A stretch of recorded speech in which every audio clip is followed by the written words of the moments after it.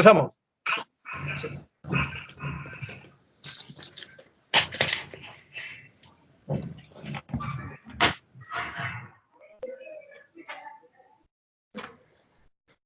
Bueno, pues vamos ya. Sí. Bueno. Se escucha bien. Se escucha bien. ¿Se escucha bien? Empiezo ya. Se escucha, sí. Bueno, pues muchas gracias por la invitación a la Universidad de Lima, en Perú, en España, de Sevilla. Yo os hablo de España, de Sevilla, y voy a explicaros pues, qué es esto del materialismo filosófico y después su aplicación al marxismo-leninismo, que son los temas de mi tesis doctoral, que yo me doctoré pues, en el 7 de marzo de 2018, es decir, el año pasado, hace un año y medio. Y estos temas, pues al menos, pues soy menos burro que en otros temas. Bueno, ustedes se preguntarán qué es el materialismo filosófico. No tienen por qué saberlo. ¿Qué es el materialismo filosófico? Bueno, pues el materialismo filosófico es un sistema que fue configurando Gustavo Bueno allá por los años 70 del siglo pasado, naturalmente. Es un sistema, dice su propio nombre, materialista, es decir, decididamente espiritualista, antiidealista, antimonista. Bueno, empezó, digamos, a elaborar este sistema a raíz de un libro con una polémica con Sacristán, José Sacristán, un comunista precisamente, con su libro El papel de la filosofía en el conjunto del saber, ¿no? Pero fundamentalmente, sobre todo en el año 1972, es decir, 2 años después, con los ensayos materialistas, que es donde cristaliza su ontología y donde ya el sistema pues, da un paso de gigante. Es un paso, vamos, que en los ensayos materialistas es la obra de Bueno que hay que leer sí o sí. Yo digo que es la obra, digamos, porque la ontología precisamente vertebra todo el sistema, pues es la obra que hay que leer para iniciarse. Claro está que tiene una dificultad pues enorme, pero y hay que saber mucho de historia de la filosofía. Aunque también algunos, yo por ejemplo, de mi tesis doctoral pago un resumen de lo que es la ontología del materialismo filosófico junto a sus nosología, filosofía de la religión, etcétera. Y también otros manuales de gente, en fin, no sé si están en internet o también en la revista El Catoblepas o el Basilisco, pues podéis, digamos, o en la página de filosofía.org, pues hay, digamos, en artículos que sirven de introducción o de panorámica para lo que es el materialismo filosófico, para lo que es la ontología del materialismo filosófico, que expone, bueno, en 1972, en los años materialistas. Y bueno, también es un sistema que solo se preocupa de la ontología, sino también de lo que, bueno, en el papel de la filosofía en el conjunto del saber llamamos noetología, que es un estudio de la razón dialéctica, pero que quedó eclipsado de alguna manera por la nosología, que nosotros entendemos como filosofía de la ciencia, frente a la epistemología, que no la entendemos como filosofía de la ciencia, que puede entenderse mucho en muchos sitios, por ahí en muchos sitios, sino la nosología entendemos como la teoría del conocimiento, y no aplicamos un sujeto y un objeto, sino a múltiples sujetos y múltiples objetos. En fin, esto sería muy largo de explicar. Porque los términos nosología y epistemología, pues, digamos, han sido confundidos, ¿no? Como pasa también con los términos metafísica y ontología. Y nosotros, por eso, entendemos como filosofía pues, de la ciencia a la nosología y como filosofía o teoría del conocimiento a la epistemología. La filosofía de la ciencia del materialismo filosófico son los 5 tomos de la teoría del cierre de categoría que Bueno publicó en los años 1992-1993. Es cierto que en los años 70 ya se publicaron en PDF, pero se publicó eso en 2011. Ya, en fin, el embrión de lo que es la teoría del cierre categorial, pero de una manera más sistemática, más bien expuesta, más incluso bien escrita, ya de una manera, yo diría, plena, porque tiene que desarrollarse. Sí, ¿qué pasa? Sí. Un poco más despacio. Tengo que hablar un poco más despacio. Bien, bien.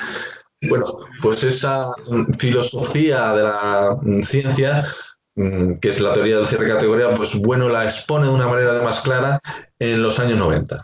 en 1992, 1993. Y también es muy importante en el materialismo filosófico la teoría, bueno, o la filosofía de la religión, ¿eh? Que es una filosofía de la religión que, bueno, pone en el año 1985 en el Animal Divino, que reeditará en 1996 una edición ampliada y corregida considerablemente, y que es el libro de filosofía de la religión del materialismo filosófico junto a Cuestiones cualitativas de 1989 y La fe del ateo ya en el año 2007. En fin.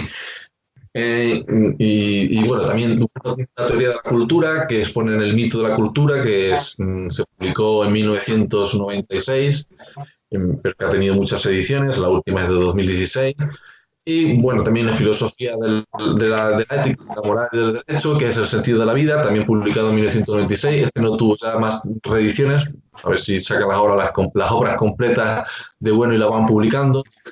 En fin, tiene también una filosofía política, que es el primer ensayo de las categorías de las ciencias políticas de 1991, aunque después siguió, ese es el primer ensayo, claro, y después siguió por otros ensayos.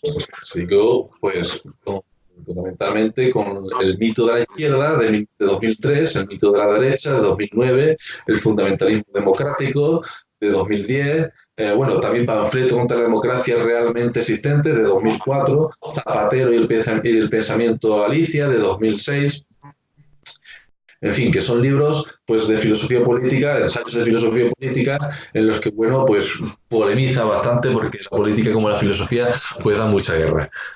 Si tomamos las tres grandes ideas del materialismo, o sea, de la tradición filosófica, hombre, mundo y Dios, pues podemos decir que el materialismo filosófico es un sistema, digamos, antihumanista, si se quiere, o antiarmonista. Claro, antihumanista suena muy radical, pero digamos antiarmonista. Es decir, que que el hombre no ocupa el centro de la realidad. Lo que es la unión hipostática en el cristianismo, pues eso es algo negado en el materialismo filosófico. Digamos que la materia no tiene un desarrollo para que desemboque necesariamente en el hombre, y que el desarrollo de la materia no tiene su momento de apoteosis digamos, apoteósica con la aparición del hombre, sino que el hombre, digamos, pues digamos, un atributo o una especie más, una especie biológica, desde luego, y que tiene su curso, en fin, y que el planeta se da trizas y que la realidad seguirá funcionando sin que el hombre exista, y que el hombre no es el principal motivo de la creación, como era en el cristianismo. De hecho, aquí no hay creación, la materia es eterna, evidentemente. Entonces, el materialismo filosófico, digamos, no es un antropocentrismo, y que el hombre pues no es sustancial. ¿Qué vamos a hacer, no? El hombre no es causa sui. El hombre, digamos, es una especie biológica, y que todo lo que empieza acaba, y que la realidad seguirá su curso allende la humanidad.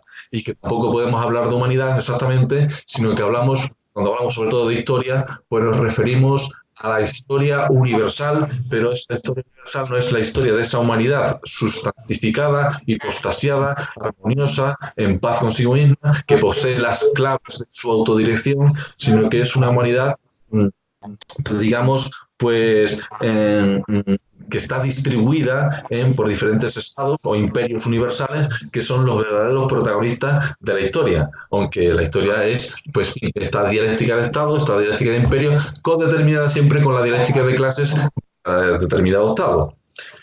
Con las otras ideas de la religión, la idea de pues el materialismo filosófico no es un mundanismo, pero tampoco es un acosmismo absoluto. Es decir, que el mundo no es una apariencia falaz, como lo era para Parménides o para Gorgias. El mundo, o incluso para Plotino, si se quiere. El mundo... Dime. No, más despacio, más despacio. A ver si me sale, que ya es difícil hablar despacio. Sí. Bien. El mundo, pues, es lo que llamamos nosotros M sub I. Es, digamos, que está desbordado por una materia ontológico general, y que el mundo no es suficiente. Y claro, el materialismo filosófico es un antimundanismo. El mundo no agota la realidad. El mundo es un episodio de la materia ontológico general que desborda el propio mundo. Y el mundo son los tres géneros de materialidad que luego os pondré, junto al ego trascendental también. Y frente a otra idea, la idea de Dios, pues el materialismo filosófico, ni qué decir tiene, es un ateísmo. ¿Pero qué clase de ateísmo? Pues es un ateísmo, no un mero ateísmo existencial que simplemente niega la existencia de Dios, sino que es un ateísmo esencial. Y no ya un ateísmo esencial parcial, sino un ateísmo esencial total. ¿Qué quiere decir esto? Pues que antes de negar la existencia de Dios, lo primero que hacemos es negar su esencia, es decir, negar la idea de Dios. Si la idea de Dios es posible y si la idea de Dios no es posible, por consiguiente, si su esencia no es posible, pues va de suyo que su esencia, o sea, que su existencia tampoco. Es un poco darle la vuelta al revés al argumento de Leibniz, cuando Leibniz decía Dios, si Dios es posible, porque Dios es el ser necesario, pues Dios, si la esencia de Dios es posible, su existencia evidentemente va de suyo. Pues aquí es al revés. Si negamos primero la idea de Dios, es decir, si negamos la esencia, la definición de Dios, si vemos que son atributos que son incompatibles, que no casan unos con otros, que son ideas contradictorias las que van configurando la idea de Dios, pues Dios es como un círculo cuadrado o como un hierro de madera. Dios es una contradicción. Al ser contradictorio, no puede existir. Bien. Bien, pues entonces,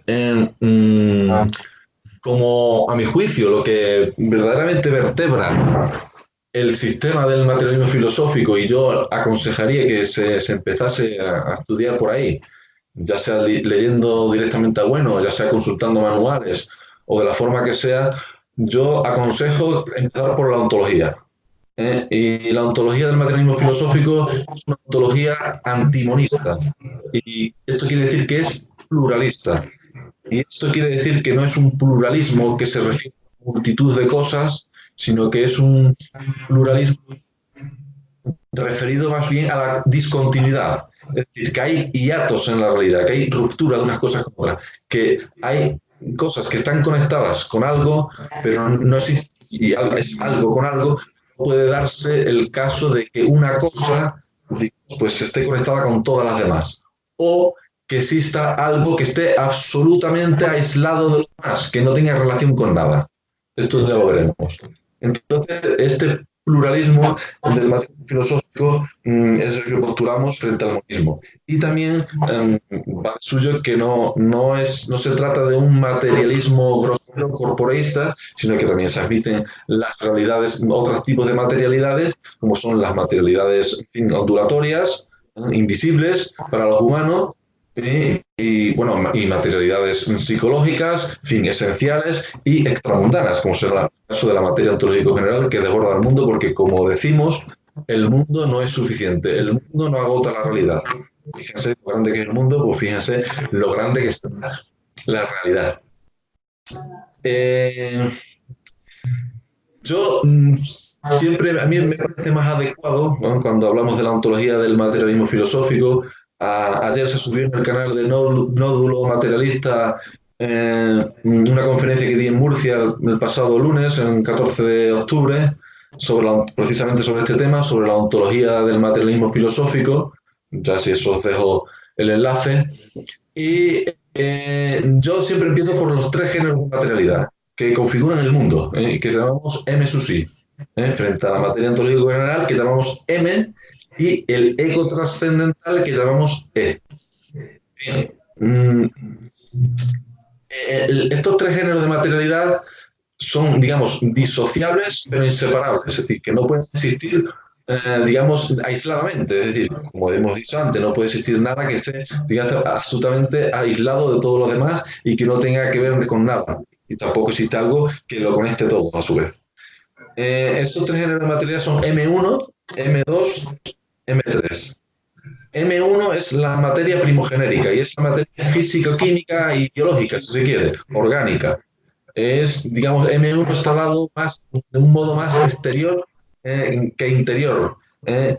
Y no comprende solo las realidades corpóreas, que por supuesto, sino también las realidades incorpóreas, las ondas electromagnéticas o la curvatura del espacio-tiempo de Einstein, por ejemplo.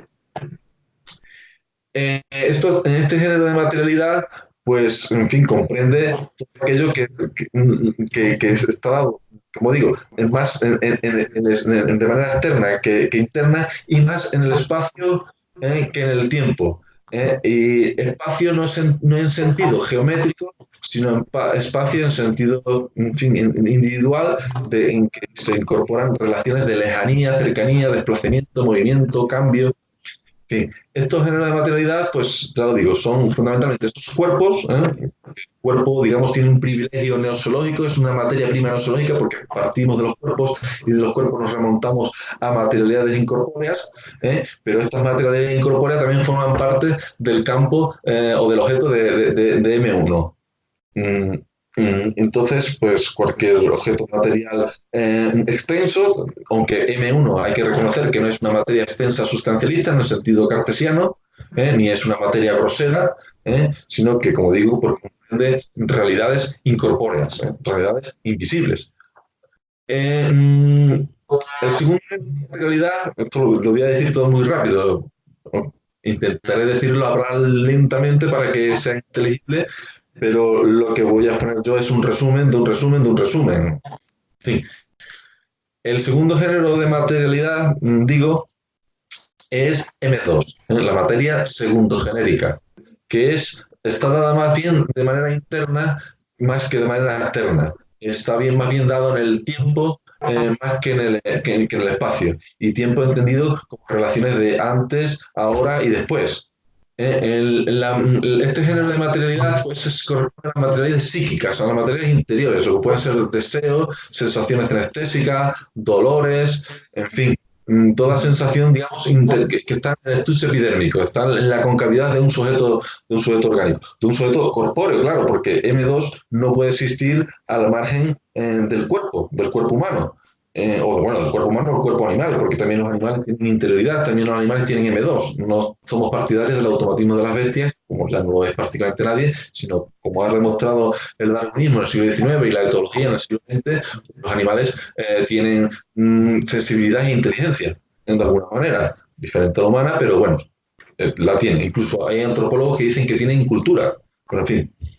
Y M2 tampoco hay que entenderlo como tal solicismo, que tampoco hoy en día sostiene nadie y que prácticamente la historia de la filosofía no ha sostenido nadie, pues hay que entender también la interioridad ajena, no solo la propia, sino la de otros sujetos operatorios que están actuando.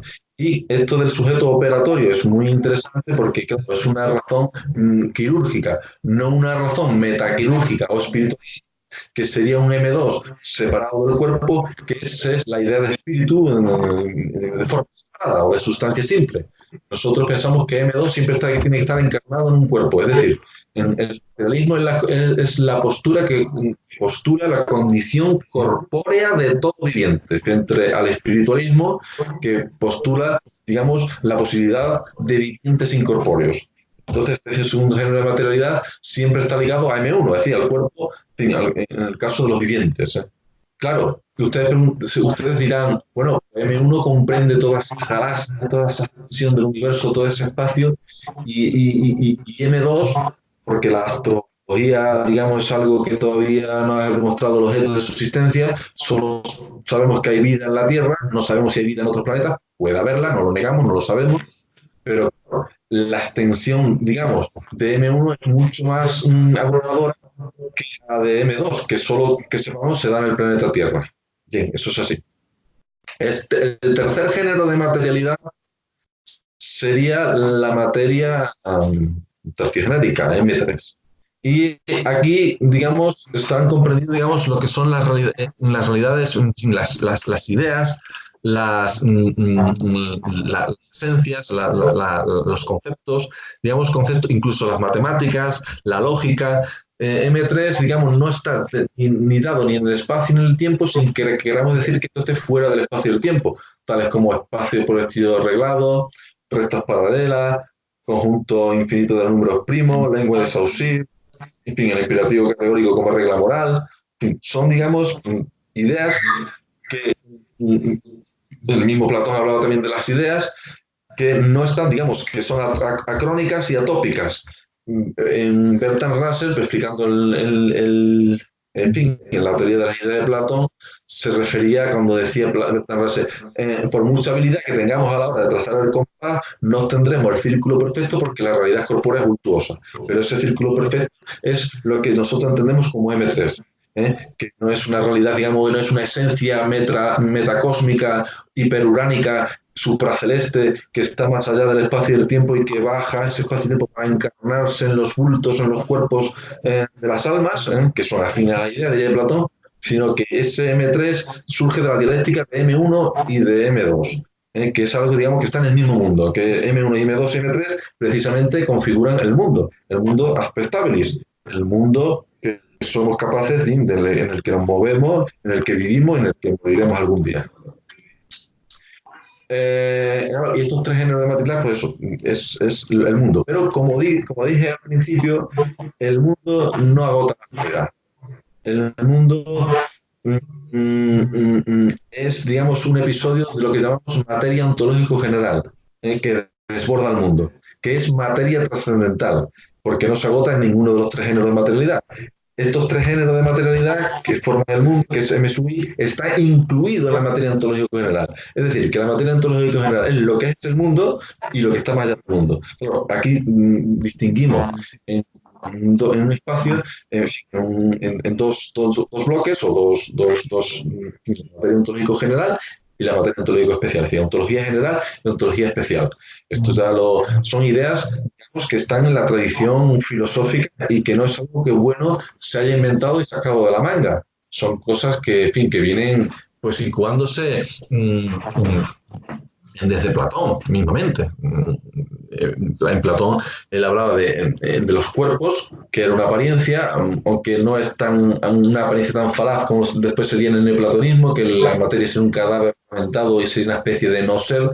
Platón, diríamos que yo diría que apostaría que es un espiritualismo asertivo, como lo era de Aristóteles, que le concedía dar una realidad a la materia. La materia no era tan fantasmagórica como lo será después en el neoplatonismo o en el neopitagorismo, en fin, o en religiones órficas o en doctrinas más espiritualistas exclusivas, digamos, absolutas.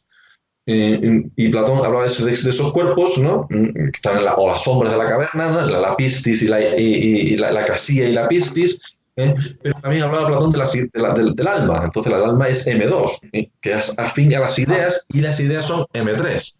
Y Platón en el libro 6 de la República se refería al bien como pequeña teisúsias, es decir, más allá de la esencia, es decir, más allá de cualquier definición. El bien, de alguna manera, es inefable, es, digamos, lo indeterminado ordo cosmocendi, es decir, del orden del conocimiento, no ordo sendi, claro, naturalmente. Entonces, esta materia ontológica general, decimos, que es algo que también se puede poner en correspondencia incluso con el Apeiron de Anaximandro, con el uno de Plotino, con la sustancia de Spinoza, con la cosa en sí kantiana, con la voluntad de Schopenhauer o con el ser de Heidegger, por poner algunos ejemplos, pues es aquello que desborda el mundo, por decir una palabra. Que está más allá del mundo, pero que también es el propio mundo, porque el mundo está incluido en la materia ontológica general. Digamos, la materia ontológica especial es el reverso en que los sujetos operatorios, porque el mundo, digamos, está dado a escala organoléptica, es decir, a escala zootrópica en general y antrópica en particular, y por eso decimos que los tres géneros de materialidad están sinextivamente conectados, sin que no puede darse M1 al margen de M2 o M3, ni M2 al margen de M1, ni de M3, ni M3 al margen de M1 y M2. Y tampoco se pueden sustancializar los géneros, porque eso entraríamos en un formalismo, porque si sustantificamos la materia AM1 a la materia primogenérica, entonces tendríamos un formalismo porque ya esta materia alcanzaría la forma, sería una forma, a reducir las otras dos. Es, por ejemplo, un formalismo primogenérico, pues el caso más canónico que a mí se ocurre es el de los atomistas antiguos, ya sean epicúreos, de Demócritos o epicuros, ¿no? o la escuela de Demócrito, o Demócrito mismo, o Epicuro. Hay diferencia entre uno y otro. Y claro, ellos hablaban de los átomos, que eran seres de Parménides multiplicados por infinito, pero corpóreos, que se movían por el vacío infinito y que entre átomo y átomo siempre había un vacío, por pequeño que fuese, porque el vacío precisamente condiciona la individualidad de los átomos, pero al fin y al cabo, tanto Demócrito como Epicuro decían que la realidad es átomos y vacío y lo demás convencional, aunque más esto más Demócrito. Y claro,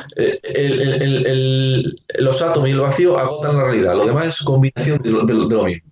Entonces, claro, estos átomos y este vacío, pues nosotros lo colocamos en la materia primogenérica, en M1. Entonces, esto sería un formalismo primogenérico porque M1 se pone como primer analogado de la realidad, el fundamento de la realidad. Esa es la cuestión. Después, también puede haber un formalismo genérico, que es las doctrinas que postulan, digamos, pues que el alma o la conciencia es el núcleo de la realidad, es la realidad radical, que todo está puesto por la conciencia y que lo demás no existe realmente, sino lo que existe, digamos, es la conciencia que pone la realidad, es el yo que pone el no yo, diría Fichte. Y es el espiritualismo. Claro que el espiritualismo también puede ser asertivo o exclusivo. Hay espiritualismo asertivo, amable, digamos, que acepta la existencia de la materia, como puede ser Aristóteles mismo, el mismo Platón te lo ha dicho. También el cristianismo de su manera, o Santo Tomás de Aquino, para hablar de un filósofo. Y, pero también puede haber un espiritualismo exclusivo, aunque uno también se puede interpretar como la materia ontológica general, pero digamos que, claro, en Plotino la materia es un noser, es un ornamentado, es una apariencia falaz, digamos. O en los gnósticos, también los gnósticos por la materia es basura, ¿no? Y entonces realmente lo que existe es el espíritu. Entonces un espiritualismo más radical, que la materia simplemente es una apariencia falaz, una falsedad y que en realidad no existe. Es una pura sombra, vamos. Y también habrá un formalismo terciogénico que es más bien el platonismo convencional, es decir, las ideas pues agotan la realidad, las ideas son la auténtica realidad frente a las almas, que son afín a las ideas, al fin y al cabo, los cuerpos que serían simplemente reflejos de esta materia terciogénica que son las ideas. O también, por ejemplo, puede ser un formalismo terciogénico. Bertrand Russell decía que la materia, en fin, es un compuesto de elementos matemáticos, de alguna manera, o lógicos, si quiere. Estos son series de formalismo, el primogenérico, el segundo genérico y el terciogenérico, que no tienen por qué ser los únicos. También puede haber un formalismo bigenérico, que es sustantificar M1 y M2, como puede ser el caso del Diamat, del materialismo dialéctico de la Unión Soviética, o mismamente de Engels. Pero son, o también puede haber formalismo de los tres géneros de materialidad. Es decir, que este mundo, el caso más que se me ocurre ahora es el de Popper, ¿no? Popper hablaba de mundo 1, mundo 2, mundo 3, pero el hombre no sabía lo que era la materia ontológica general y no lo tenía muy en cuenta. Entonces, digamos, sustantifica los géneros de una manera que, en fin, que M1 es el mundo 1, es un mundo aparte, M2 es un mundo 2 es un mundo aparte y mundo 3 es un mundo aparte. Bueno, eso es, en fin, que porque está ahora muy de moda con el señor Soros, en fin, con la sociedad abierta y todas estas cosas. Claro, entonces, para no tocar ningún tipo de formalismo, ningún tipo de reduccionismo, de que la realidad se agota en el propio mundo o en uno de los géneros de materialidad que es fundamentaría el mundo o la realidad en general, nosotros postulamos la existencia de una materia ontológica general que desborda el mundo, que es infinitud radical, ¿eh? Que no se agota en ningún género de materialidad ni en ninguna categoría mundana, por amplia que sea y se presente. No se puede decir, como dijo un premio Nobel de Química, que todo es química, y que la química fundamenta la realidad y que la realidad simplemente es química y lo demás es un derivado de la química. Porque claro, entonces el físico podría decir, no, pues no todo es química, todo es física, o el matemático diría, no, pues todo es matemática, sería un formalista terciogénérico. O el biólogo diría, no, pues todo es la biología. En fin, aquí cada uno barrería para su casa y postularía su ciencia como el fundamento de la realidad. Por ninguna ciencia agota la realidad. La realidad es inconmensurable, es inabarcable y no hay género de materialidad ni Dios que la agote. Y claro, para no hacer de estas ideas de M sub I, que decimos que es el mundo, que decimos que son los tres géneros de materialidad, M1, M2 y M3, y esta materia ontológico general que desborda el mundo, para no hacer de estas dos ideas dos sustancias megáricas, que dirían los megáricos de Euclides de Megara, discípulo de Sócrates, para no hacer, digamos, del mundo como algo al margen de la materia ontológico general, y ni tampoco para confundirlos, para decir que identificar el mundo con la materia ontológica general, que sería un caso de mundanismo, que sería un reduccionismo. Nosotros también postulamos una tercera idea cardinal, que sería la idea de ego trascendental. Que la idea de ego trascendental, el ego trascendental, digamos, es igual a M sub I, accede al mundo, a la materia, a los tres géneros de materialidad, pero es una relación inclusiva. M sub I es igual a E y E es igual a M sub I. Esto no quiere decir que sea un realismo donde M sub I, donde el ego trascendental queda reducido a M sub I, ni un idealismo donde M sub I queda reducido al ego trascendental. Es, digamos, el ego trascendental no es un ego natural, sino es un ego institucional.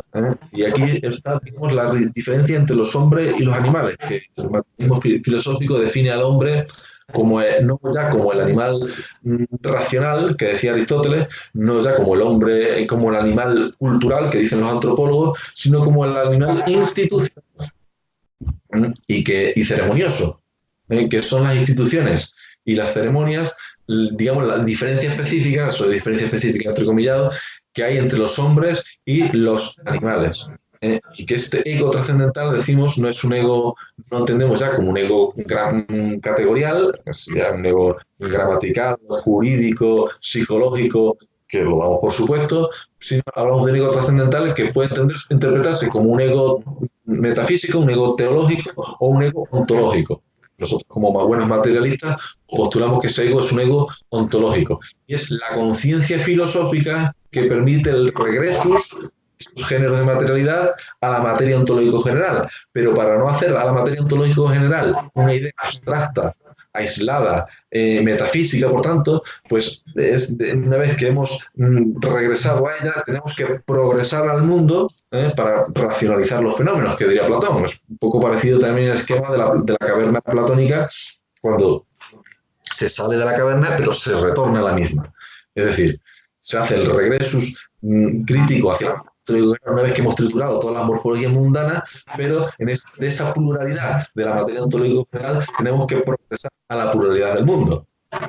Bien, estas serían, digamos, las tres ideas cardinales del materialismo filosófico, que son, pues repito, M sub I, comprende los tres géneros de materialidad, M1, M2, M3, en la materia ontológica general, M, que desborda el mundo y que el mundo está incluido en ella, y la idea de ego trascendental, que es la que coordina estas dos ideas para que no sean dos sustancias megáricas, dos sustancias totalmente separadas, sino que, digamos, es el ejercicio del ego trascendental el que le efectúa el regresus crítico, por lo tanto no dogmático, es decir, que tritura para todo lo que sea triturable para que la realidad no se agote ningún contenido mundano, que el mundo, digamos, es un episodio de la realidad. El mundo es un chasquido para la eternidad, de alguna manera, vamos.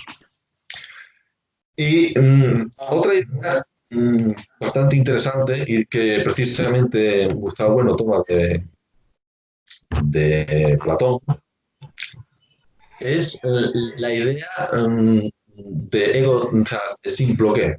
Simploqué se puede traducir como combinación, entrelazamiento, comunicación, comunión, mezcla, tiene muchas traducciones.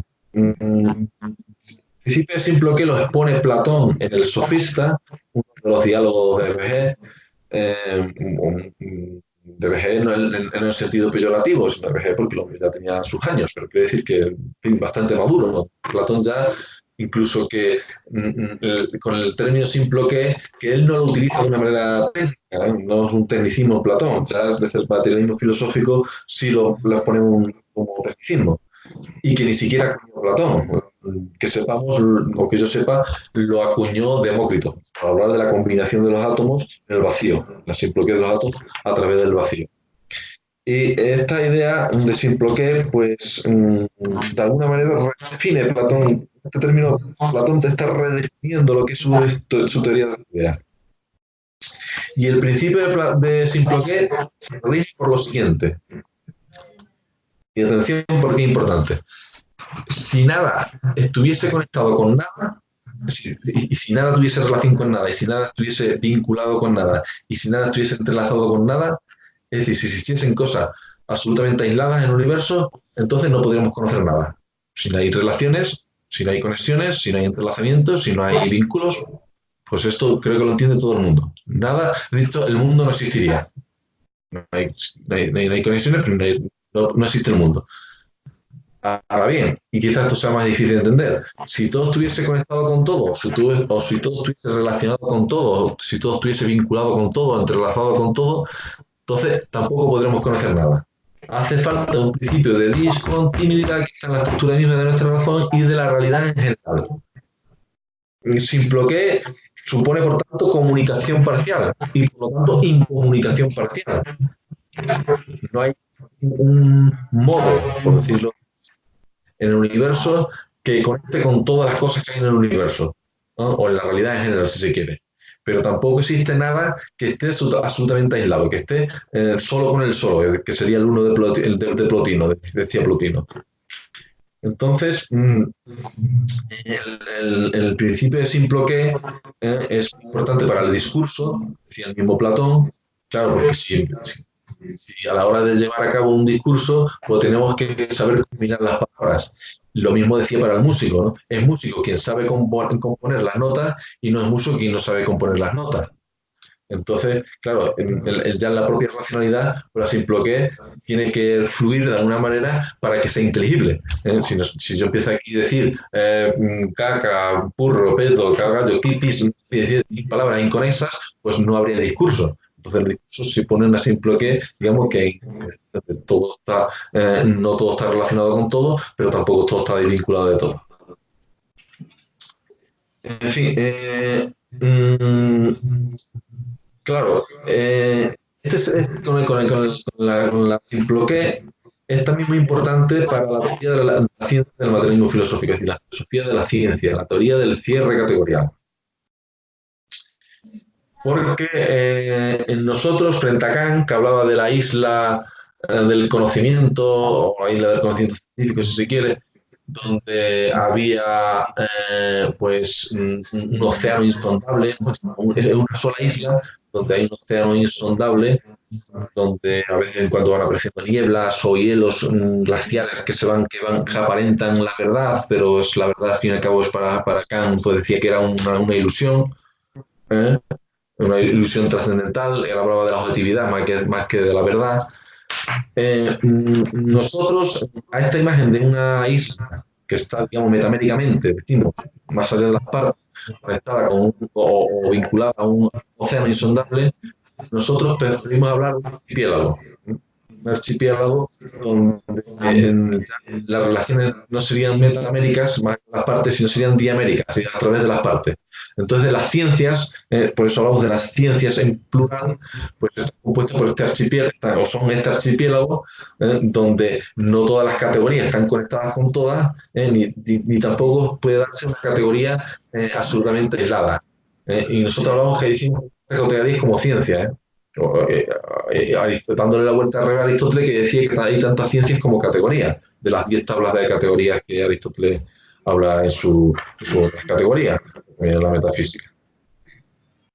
Entonces, la teoría del cierre categorial, entre otras cosas, esto sería muy largo y muy profundo, va contra, digamos, contra el idealismo de la verdad, es el idealismo de la verdad, que un gran ejército de paleontólogos, de químicos, de físicos, de matemáticos, de arquitectos, de todas las ciencias habidas y por haber, o van convergiendo, van juntándose de manera armoniosa y juntos van hacia el camino de la verdad absoluta, que será, en fin, el fin de los tiempos, en fin, a grandes carecas, cuando llegue el fin de los tiempos, pues este inmenso ejército de funcionarios de la verdad, de científicos, pues van, digamos, convergiendo y todos juntos, unidos de la mano, cantando la novena sinfonía con el poema de Schiller, abrazados millones, pues conseguirán al fin de los tiempos la verdad y con esta verdad absoluta, pues la humanidad podrá ser, digamos, dueña de su autodirección,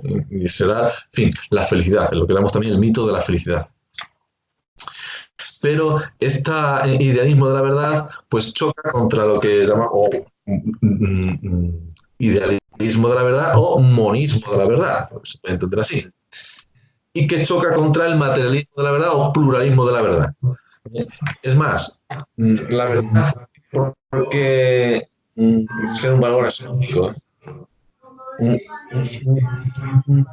está demostrando un tema, no tiene la obligación moral, no tiene por qué tener. Digamos que el teorema es verdadero o es falso, o la verdad es la verdad, digamos, independientemente de las cosas morales. Entonces, la teoría del cierre categorial, digamos, es una teoría que va contra la unificación de las ciencias, el Círculo de Viena, y contra todo monismo. Y las categorías pues, son plurales, decimos que las categorías son las propias ciencias, y no tienen por qué converger hacia un idealismo de la verdad absoluta, sino que las verdades son franjas, incluso hablamos de franjas de verdad, y cada cierre categorial, esto, la idea de cierre categorial, bueno, la sacó del cierre operatorio de los matemáticos, y él habla también del espacio nosológico, que está compuesto por tres ejes, el eje semántico, el eje sintáctico, el eje semántico y el eje pragmático. Muy resumido todo esto, lo voy a decir. El eje sintáctico está compuesto por términos, relaciones y operaciones. Vamos, los términos, pues, por ejemplo, de una ciencia, por ejemplo, la matemática, pues los términos son los números. Por ejemplo, 2 más 2. 2 más 1 igual 4. Pues esos términos son los números 2, 2 y 4, ¿no? La operación sería la operación de sumar. 2 más 2. O sea, se suma, es una operación que se lleva a cabo. Y la igualdad es la relación. Y claro, si sumamos un número más otro número, va a dar un número. Igual que si combinamos un elemento químico con otro elemento químico, nos va a dar un tercer elemento químico. Si sumamos un número y vamos a sumar otro número, no nos va a dar un componente químico. O si combinamos dos componentes químicos, no nos va a dar un número. Sí. Cada ciencia, digamos, tiene su campo. Su campo que si, por ejemplo, si nosotros cogemos una pizarra y dibujamos el teorema de Pitágoras, pues ahí tenemos la demostración del teorema de Pitágoras, pero si después cogemos esa pizarra y la quemamos, pues, y vemos sus componentes químicos, vemos la ceniza, estudiamos entre las cenizas esos componentes químicos, pues nunca vamos a encontrar con el teorema de Pitágoras. Por lo tanto, no se puede decir que todo es química, como decía ese famoso premio de física. Bien.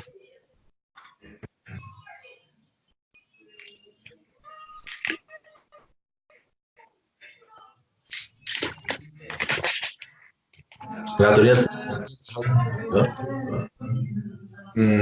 que se puede explicarlo aquí en varios minutos. Bueno, también decía que estaba el eje sintáctico, con los términos, las operaciones, las relaciones, el eje semántico, que son los referenciales fisicalistas, toda la ciencia tiene un referencial fisicalista, por ejemplo, en la astronomía serían los astros, por ejemplo, los fenómenos que están ligados a la relación de los sujetos operatorios, de los sujetos nosológicos, y las esencias, que son las estructuras que hay que regresar para que digamos el camino de la verdad, de alguna manera. En las esencias, pues construimos la verdad de una ciencia. Pero también tiene una dimensión pragmática, que es el eje pragmático, que hablamos de autologismos. Los autologismos pues, son los razonamientos que pueden llevar a cabo los científicos, la genialidad también, si se quiere. En fin, son, digamos, los razonamientos que puede llegar, digamos, en su estudio epidémico un científico. Pero, claro, la comunidad científica, entre comillas, o de comunidad, pues necesita dialogismos. Están los autologismos, los dialogismos, que es el diálogo entre los científicos, y las normas. norma de toda institución científica. No, esto sería no es demasiado lejos. Voy a entrar en lo que voy a explicaros en lo que es el espacio antropológico, ¿no? Voy a explicar, no sé si he dicho al principio, lo que es materialismo filosófico, haciendo una manera muy resumida, como lo estoy haciendo, y después voy a aplicarlo al marxismo-leninismo, que no me olvido del marxismo-leninismo. El espacio antropológico no es, bueno, es la antropología filosófica del materialismo filosófico, que sirve como, digamos, como un paso previo para después ser una filosofía de la religión, que también le voy a explicar. Este espacio antropológico no es digamos, un espacio unidimensional o bidimensional, plano, sino es un espacio tridimensional, triaxial, con tres ejes. ¿eh? Decía Arnold Gehlen, decía que hasta ahora el hombre ha interpretado desde Dios o desde la naturaleza. Ahora es tiempo desde que el hombre se entienda desde sí mismo. Esto nosotros lo entendemos como un reduccionismo, lo que llamamos un circularismo, porque reduce el entendimiento del hombre, ¿no? O la interpretación de lo que es el hombre entre comillas, eso del hombre, claro, como reducido a lo que llamamos el eje circular. ¿Por qué? Porque decimos que este espacio antropológico está formado por tres ejes. El eje circular, el eje radial y el eje angular. Bien. Empezamos por el eje circular, que son, digamos, los términos, las operaciones, las relaciones, la inmerencia de lo humano, es lo propiamente humano. Es, digamos, también la sociedad política, si se quiere. Es, digamos, las relaciones del hombre con el hombre, o de unos hombres con otros hombres, claro. Siempre en plural, se habla de hombre, pero es hablar de los hombres, claro. Bueno, hoy en día de la mujer también, porque en estas cosas están muy de moda en España, no sé en Perú cómo estarán. Entonces, este espacio antropológico tiene este eje circular, digamos, que es lo que denominamos como la inmerencia de lo propiamente humano. En fin, son las relaciones de los hombres con los hombres, de alguna manera. Después estaría el eje radial, el eje radial, que digamos son las relaciones del hombre con la naturaleza. Aunque más que naturaleza en mayúscula, nosotros preferimos hablar de naturalezas particulares. Y naturalezas también, digamos, bueno, no solo naturaleza, sino también, digamos, lo que es la cultura extrasomática, es decir, la cultura fabricada por los hombres, que son casas, muebles, en fin, vasos, bolígrafos, papeles, en fin, son cosas construidas por el hombre y que son, digamos, si el eje circular era personal y estaba formado por sujetos que tienen inteligencia y voluntad, pues ya en el eje radial, digamos, digamos, esos entes, esos seres del eje radial, pues son impersonales y no tienen inteligencia y voluntad. Digamos, son seres inertes, aún no tienen vida, por supuesto, claro. Y son lo que llamamos, bueno, sí tienen vida, sí, las plantas sí. Desde luego las plantas están incorporadas al eje radial, pero las plantas son impersonales. Nadie habla con una planta, salvo que esté loco. O más loco estaría si se cree que la planta habla con él. Y estos, el tercer eje sería el eje angular, donde pues es un eje complicado porque ya con el eje circular y el eje radial teníamos un espacio antropológico bidimensional plano, que sería el caso de propio Hegel, cuando Hegel hablaba de naturaleza y espíritu, o también del materialismo histórico, cuando se habla de naturaleza e historia, materia y conciencia.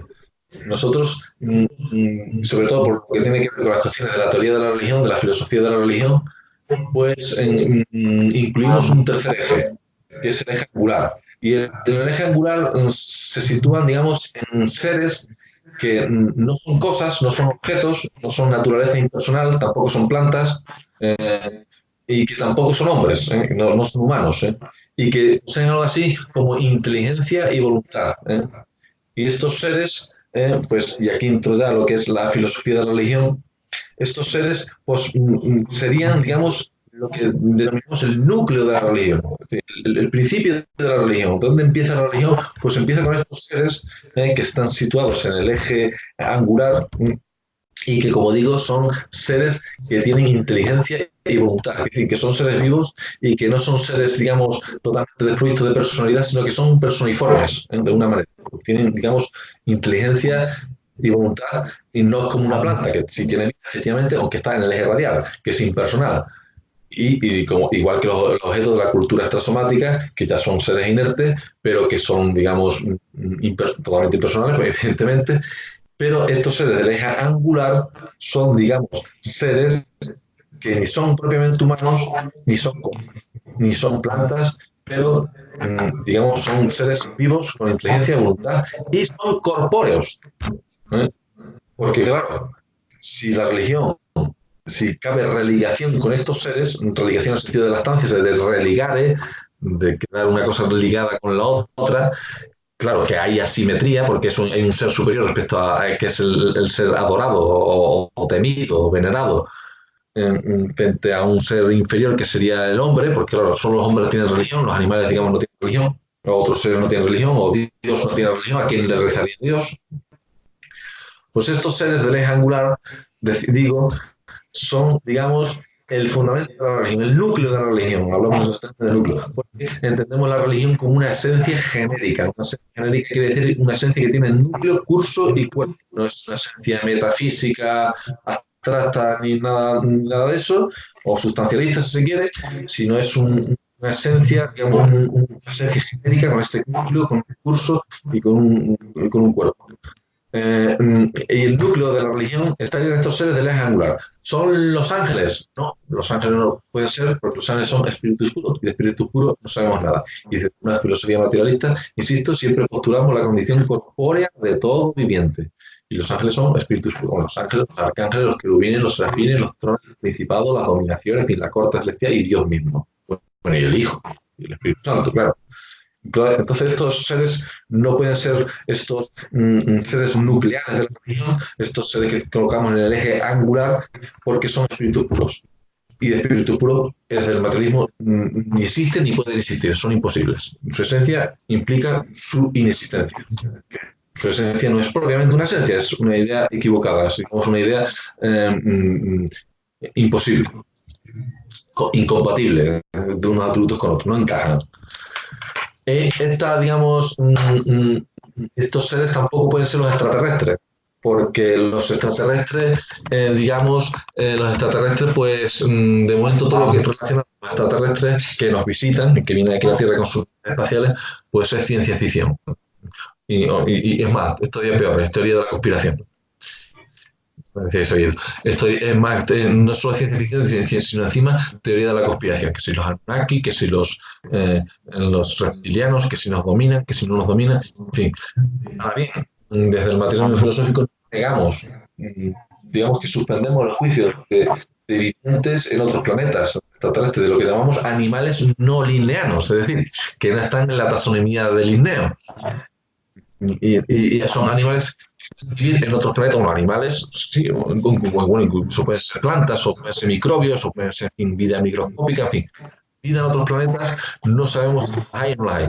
Materia cósmica, la primogenérica, como dije antes, pues es inmensa. En algún planeta, pues puede que haya vida como hay en el planeta Tierra, incluso puede que haya muchos planetas muy similares al nuestro, pero eso no lo sabemos. Ahora bien, también puede ser de que no hubiese planetas, ningún planeta como el nuestro, ni siquiera ni remotamente parecido, porque la naturaleza o esa materia primogenérica de la que hablamos no tiene por qué encapricharse en repetir las mismas formas. Y entonces es posible también, no hay que negarlo, yo ni lo niego ni lo afirmo, de que existan estas tres, pero también es posible de que no existan.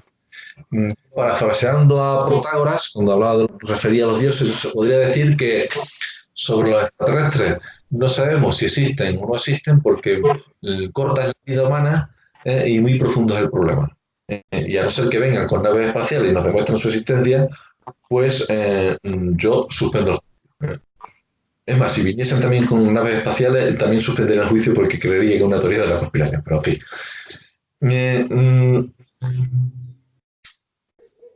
Claro, entonces, estos seres que hablo que son del eje angular, que suponen el núcleo de la religión, ya hemos dicho que no son ni los dioses, ni los ángeles, ni es Dios mismo, ni son extraterrestres. Entonces, ¿qué son?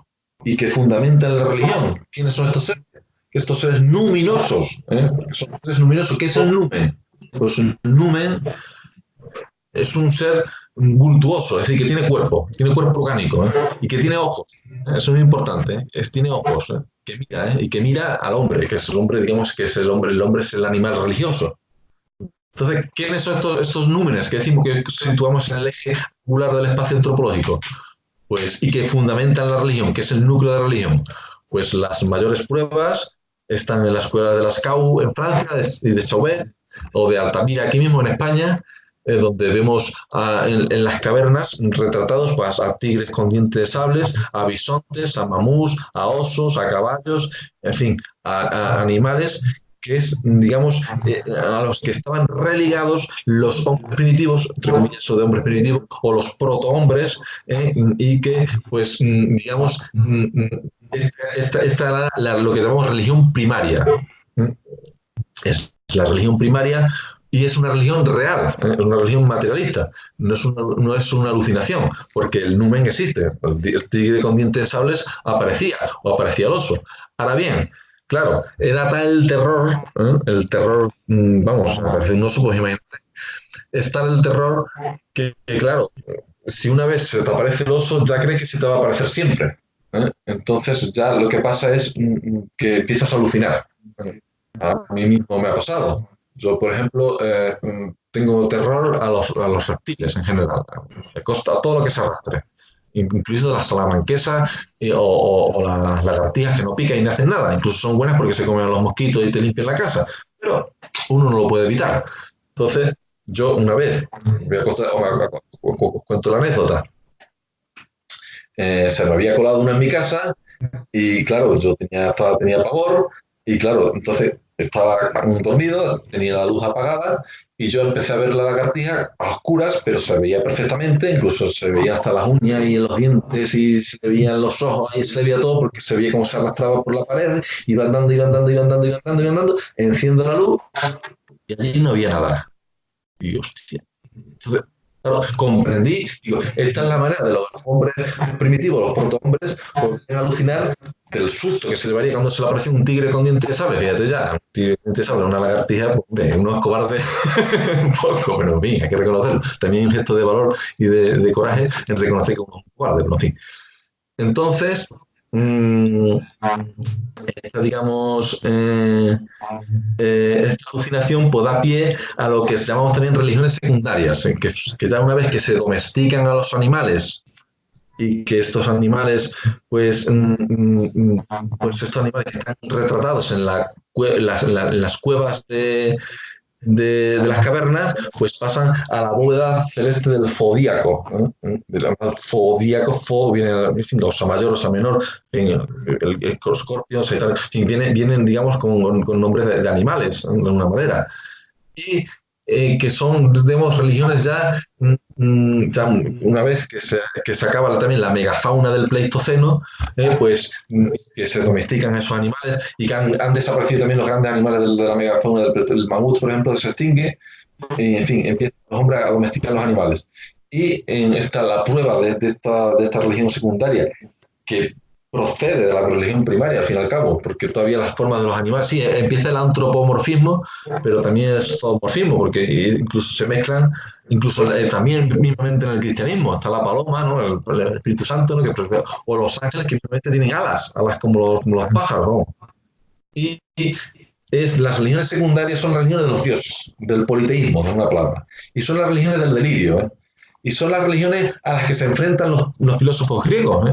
De hecho, todos los filósofos griegos fueron perseguidos, bueno, todos o muchos de ellos, fueron perseguidos, Protágoras, Anaxágoras, el mismo Sócrates, por introducir nuevos dioses, en fin, Platón fue vendido como esclavo, pero en fin.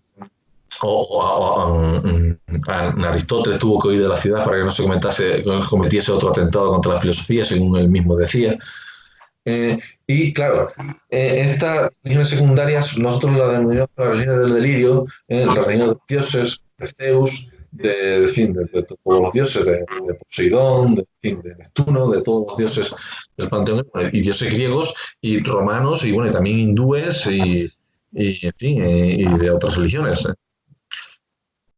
Y claro, la filosofía, digamos, o la metafísica presocrática, entonces de Tales de Mileto decía que todo está lleno de dioses.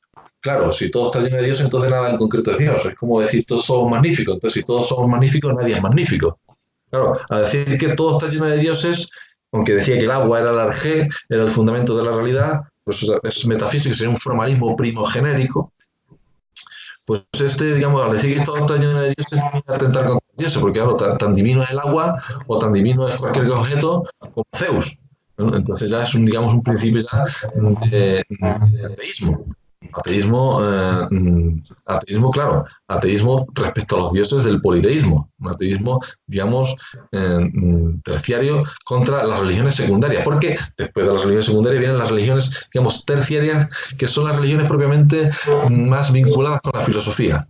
Incluso la metafísica presocrática, pues es de alguna manera ya va, sobre todo culmina con el dios de Aristóteles, que es el acto puro, que es el motor, que no conoce al mundo, no conoce al mundo, que ni siquiera lo ha creado, por tanto no cabe religación ni amistad con Dios, porque lo finito no puede amar lo infinito, etcétera, decía Aristóteles, y que es un Dios autista, que es un autologismo puro, es decir, que está ensimismado en sí mismo, que es noesis, noesios. ¿A quién le rezaría Dios? Pues Dios le rezaría, Dios no se le puede rezar, no cabe religación con Dios. Oh acto puro mío, primer motor inmóvil, ayúdame.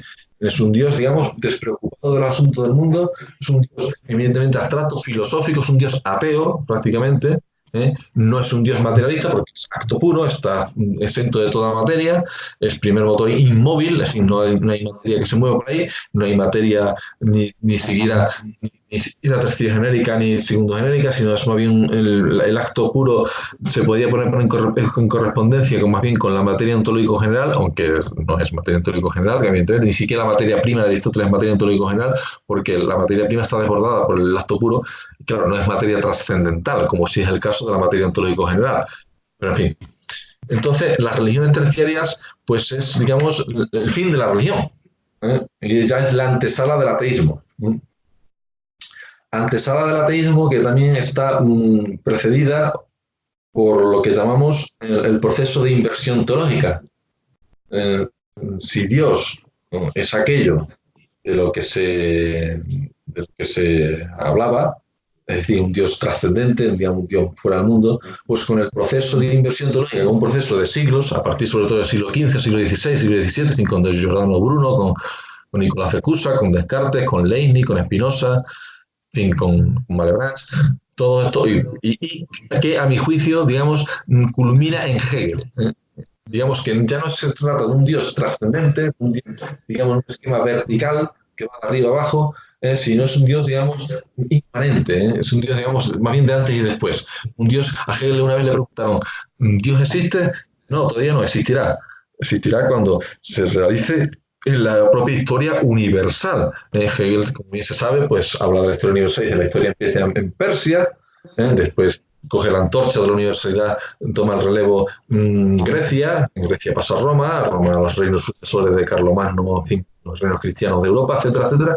También está el mundo musulmán, el mundo hispano lo ningunea porque Hegel era preso de la leyenda negra, dice que los españoles estamos alienados en América. Ya retoma pues lo que serían los tiempos modernos, pues, pues sobre todo bueno, estaría el Imperio Británico, por supuesto, pero Hegel habla sobre todo de Napoleón, y ya el relevo al fin de la historia, el antorcha de la universidad lo tomará Alemania, sobre todo con Prusia, ¿no? Todavía no es Alemania, porque eso hasta Bismarck no existe Alemania como tal, si existirá de alguna manera como lengua, como idioma, o como si se quiere nación cultural, pero si eso nación cultural no me gusta un pelo. Aunque era el caso de Fichte, claro, de estado de cultura, entonces una cultura tiene, pues hay una cultura, esta cultura tiene un estado. Bueno, que Fichte, digamos, uno de los ideólogos de la unificación alemana, y solo por eso, fíjate, hay franjas de verdad, como hay franjas de verdad en cualquier filósofo de relevancia de la historia universal, desde luego. Y claro, ahí el gran acierto de Fichte, pues, digamos, con Bismarck. Bismarck realiza Fichte de alguna manera. Pero bueno, me voy por las ramas. Lo que quiere decir es que esta historia universal, pues es la que Dios se realiza en el mundo, y por tanto ya no estamos hablando de un Dios trascendente, de un Dios que está más allá de la serie, digamos, más allá del mundo, sino es un Dios que se realiza en el propio mundo, que es un mundanismo. El problema del proceso de inversión teológica es que es un mundanismo. O un humanismo también, que Dios es el propio hombre. ¿Eh? De hecho, el proceso de inversión teológica ha sido posible en los países cristianos, en el suelo cristiano, digamos, igual que la ciencia moderna, y no musulmán. ¿Por qué? Porque en el propio dogma, la propia dogmática del cristianismo, ya en cierne está el proceso de inversión teológica. Porque Dios se encarna en un hombre, en el Hijo de María, a través de la segunda persona de la Santísima Trinidad. Entonces Dios se hace hombre para, en fin, para salvar a la humanidad del pecado original. Y bueno, y tiene que venir la parusía, tiene que venir la segunda venida, que ya será definitivamente cuando habrá premios y castigo para toda la eternidad. Pero es precisamente por el cristianismo donde el proceso de inversión teológica es posible. No es posible, por tanto, ni en sociedades judías, ni en sociedades musulmanas, ni tampoco en sociedades orientales. Si existen ideas análogas, pues bien, podrá haberlas, pero vamos, el proceso de inversión teológica es algo que se va moldeando, que se va realizando, que se va desarrollando, porque es un proceso, no confundir con el proceso, sino el proceso de que, digamos, se va durante siglos, donde Dios ya no es trascendente, sino es inmanente al propio mundo y que es el género humano de una manera que en la apoteosis del espíritu absoluto, en términos hegelianos, pues será una humanidad en la que todo lo racional y todo lo racional es real. Y es lo que desde el materialismo filosófico, en el mito de la felicidad, Gustavo Bueno llama espiritualismo exclusivo ascendente, es decir, un espiritualismo exclusivo porque ya es un espíritu absoluto, la materia, la naturaleza que dice Hegel, pues es espíritu alienado, porque está la lógica, naturaleza y espíritu en el sistema hegeliano, la lógica, digamos, es la idea es la idea en sí, que se aliena en la naturaleza, que es espíritu alienado, es el espíritu en cierne y que se va realizando para sí en el espíritu subjetivo, espíritu objetivo y finalmente espíritu absoluto, que es arte, filosofía, religión y por tanto, bueno, arte, religión y filosofía. Y la filosofía es saber absoluto porque todo lo real es racional y todo lo racional es real y aquí paz y después gloria. Y sobre todo Alemania. Es decir, Alemania pues sería la hegemonía mundial, porque ha tomado el relevo de la antorcha de la universidad respecto a los anteriores imperios de la historia universal. Pero claro, Alemania perdió la Primera Guerra Mundial y la Segunda Guerra Mundial. Y aquello era la prueba de fuego para que, en fin, muchos cayesen, el propio Bueno, según confiesa, cayese su yugo germánico. Y entonces Alemania, pues, no pudo, digamos, no pudo hacerse con la hegemonía mundial porque perdió la guerra, sencillamente. Y la guerra mundial, las dos guerras mundiales, vamos, eran la prueba de fuego para ver si Alemania efectivamente iba a ser la vanguardia de la humanidad, en una palabra. Iba a ser, digamos, el eje rector del género humano, en fin, que la Segunda Guerra Mundial puso en su sitio. Entonces, claro, este proceso de inversión teológica pues es, digamos, también en el marxismo, pues bueno, sobre todo Feuerbach, cuando Feuerbach decía que el hombre hizo a Dios a su imagen y semejanza. Claro, tenemos filosóficos hablando sobre todo, refiriendo al núcleo de la religión primaria, digamos que el hombre no hizo a los dioses a imagen y semejanza del hombre, sino a imagen y semejanza de los animales que son luminosos, como el tigre de dientes de sable, el mamú, el oso, etcétera, y que fueron, digamos, la condición para que después, ulteriormente, se desarrollase la idea de divinidad, que brota de estos animales terrestres, telúricos, materiales, realmente existentes, vultuosos, con ojos, y que son semejantes a los hombres. Decía San Agustín refiriéndose a Dios. Nosotros lo podemos decir, parafraseando a San Agustín, al gran padre de la Iglesia, él decía San Agustín, refiriéndose a Dios. Y nosotros lo vamos a parafrasear refiriendo a los números animales reales, en fin, de la religión primaria. Si, mientras que soy diferente me aborrezco, me horrorizo, pero mientras que soy semejante, me enardezco. Claro, el numen es diferente a nosotros, por tanto nos horrorizamos, es un monstruo, pero a su vez es semejante a nosotros, porque tiene inteligencia y voluntad, tiene ojos que nos miran, entonces nos enardecemos de una manera, o le podemos venerar, el hombre primitivo le veneraba a ese numen, ¿eh? Bien, claro, entonces, volviendo al proceso de inversión ontológica, un paso más allá del proceso de inversión ontológica, donde es una especie también de materialismo, en el sentido de que pues sí, es el colmo del espiritualismo. De hecho, lo llamamos espiritualismo exclusivo ascendente, es el espiritualismo absoluto. Pero de Hegel salió ni más ni menos el marxismo, salió el materialismo dialéctico, como también salió, en fin, el existencialismo, y como de política, pues también salió el comunismo, el nacionalsocialismo, el fascismo. O sea, Hegel es el padre de, en fin, de todo el siglo XIX y del siglo XX. Digamos, sin Hegel no se puede explicar lo que es, digamos, todo el desarrollo del siglo XIX y del siglo XX. Ahora bien, decimos que este proceso de inversión teológica puede ser materialista porque ya Dios ya no es inmanente, ya no es un Dios, digamos, separado, ese horismos famoso que hablaban los griegos, de una sustancia separada del mundo, sino que es el propio mundo. Entonces, claro, esto ya es una tesis también materialista, aunque mundanista y reduccionista, ¿eh? Y en Hegel se puede decir que la ontología especial es un formalismo segundo genérico. El espíritu es el eje rector de la realidad. Y en ontología en general, pues resuena como monismo. Quiere ser un monista de los pies a la cabeza, es el sistema monista. Monismo que heredará el materialismo dialéctico. Ahora bien, ¿qué pasa con el materialismo dialéctico? Pues que es, como con el precepto de Feuerbach, por supuesto, pero es que es un paso más allá de la inversión teológica. Y de la inversión teológica ya llegamos al ateísmo, directamente. Y el ateísmo del materialismo filosófico, como dije al principio, no es un ateísmo, digamos, un ateísmo que sea, digamos, existencial, que niegue meramente la existencia de Dios, sino que niega su esencia, niega su idea. La idea de Dios es inexistente, en el sentido de que está compuesta por atributos que son incompatibles, que no encajan, como puede ser, por ejemplo, la omnisciencia, la omnipotencia, en fin, ser un espíritu puro, al margen de toda materia, como ya hemos postulado la condición, porque Dios es un viviente, Dios sería vida, Dios tiene vida. Otra cosa es que sea el Dios autista, solísimo, de Aristóteles, que está, digamos, al margen del mundo, y otra cosa es que es Dios, digamos, volcado en el mundo, incluso que se encarna en él, incluso que lo salva y condena a los que tiene que condenar, que es el Dios del cristianismo, pero Dios es vida. Claro, nosotros negamos que existe un ser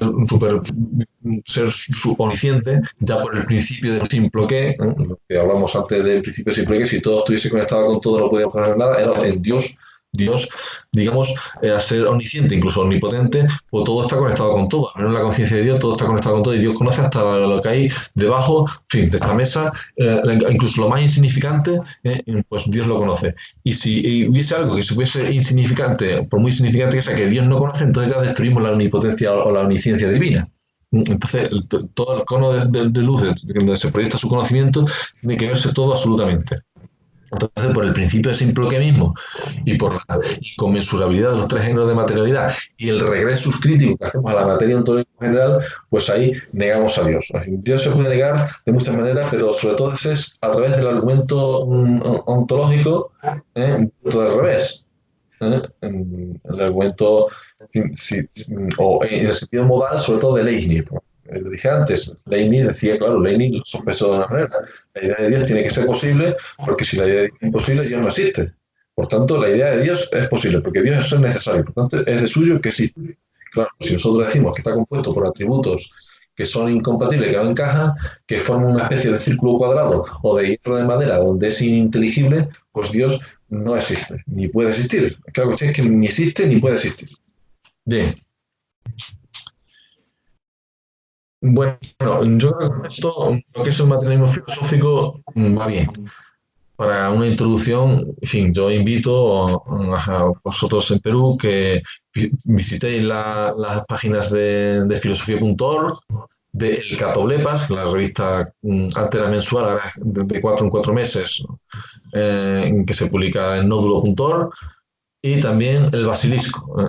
Y allí pueden encontrar algunos libros de bueno, los ensayos materialistas están en PDF, lo podéis consultar por ahí, yo aconsejo que los imprimáis, también está el sentido de la vida, el primer ensayo sobre las categorías de las ciencias políticas, En fin, hay mucho material en Internet que lo podéis consultar, que lo podéis, digamos, pues,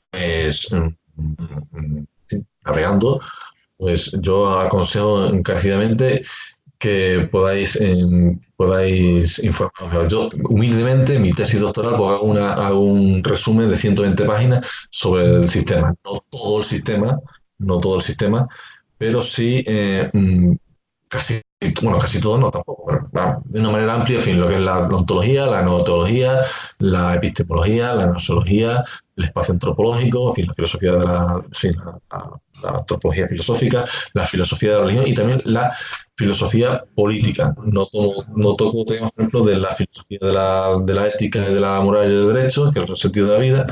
En fin, porque después, claro, la tesis está pensada para hablar de ciertos temas y después aplicarlos al materialismo dialéctico, al, en fin, al diamat, al marxismo-leninismo en general, al comunismo, si se quiere. Bueno,